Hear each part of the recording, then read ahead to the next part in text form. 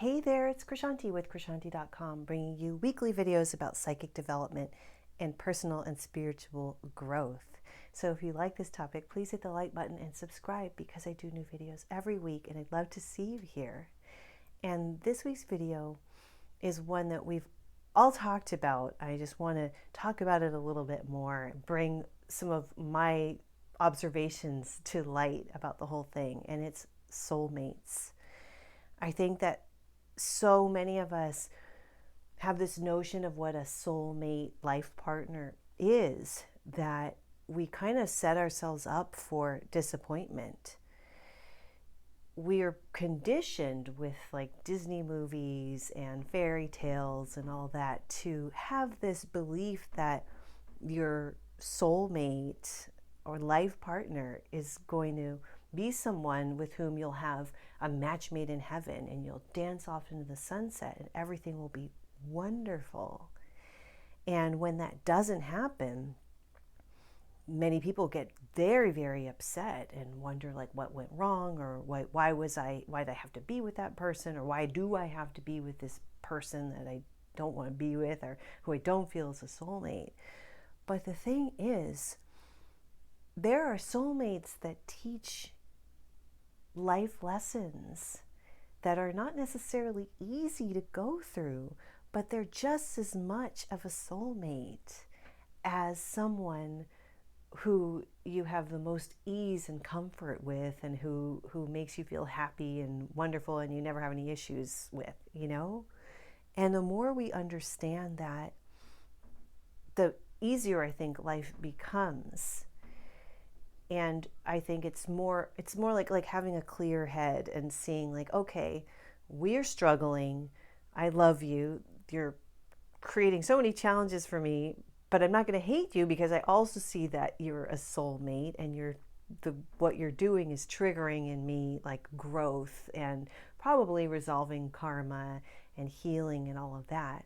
And so I would say that if you're unfortunately in a situation with someone where it's not a walk in the park, but you're bonded with them and you're feeling uncomfortable, to look at it and say, how can I grow from this? What is it about this interaction with this person that's pushing me? What's the lesson here? What's the gift? Like, what do I need to learn? What patterns do I need to break? What cycles? Like, how can I get to where I want to be?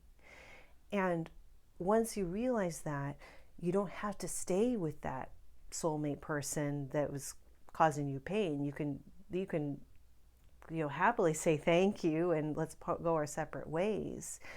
But where it becomes an issue is when you instead turn to dislike or hate the other person and be angry with them and they with you, and then you part ways in anger and you never do the work of forgiveness and of understanding.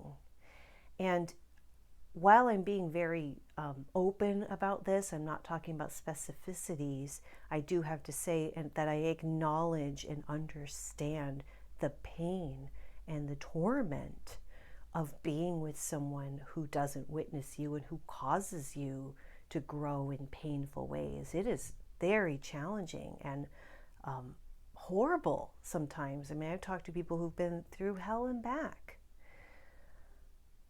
But the thing about that is, even someone that puts you through hell can be a soulmate on the other side and can be like a foil that pushed you to grow.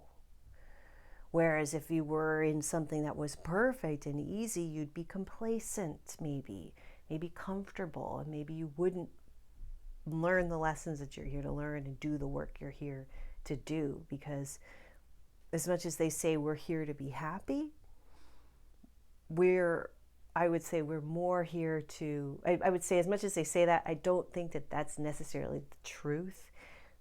It feels more like we're here to learn and to grow and evolve. And it's just like learning a sport. To become excellent as an athlete, you have to work hard. You have to do your drills. You have to show up. You have to do the work. You have to put in the work to get to that excellence. And life can be the same way. You know what I mean?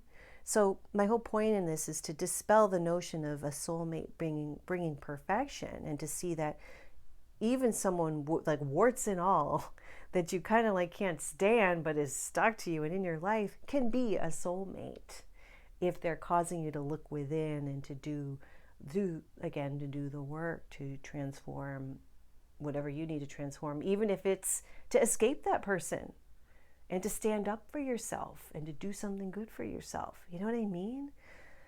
There's so many layers here, so many depths that we can go to. But that's the gist of what I wanted to talk about today. And if you want to magnetize your soulmate and bring in new, fresh love, I have a soulmate workshop on my website, krishanti.com. I have a whole bunch of other resources there too. Workshops to help you activate your psychic abilities, guided channeled energy healing meditations, and more. So please check that out. And also, before I go, I want to hear from you. I want to hear your experience and hear what you feel about this. If you've gone through something like this, how has it changed you? What do you think about the whole soulmate thing? Where are you on the spectrum with all of this?